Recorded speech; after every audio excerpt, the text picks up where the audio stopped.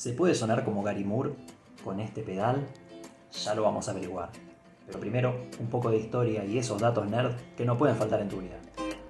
Este pedal Marshall de Gubnor pertenece a una serie de pedales que sacó Marshall a fines de la década del 80, con los cuales buscaba que vos pudieras emular el sonido de sus clásicos amplificadores con un simple pedalcito. La realidad es que los discontinuaron muy rápidamente porque no se los vendían a nadie, pero se volvieron muy populares porque los empezaron a usar guitarristas grosos como Johnny Greenwood en Radiohead o como John Mayer. El Marshall de Gubnor es muy famoso porque lo usó Gary Moore a principios de los 90 y de hecho aparece en la tapa de su disco Still Got the Blues, así que veamos si podemos sonar como él.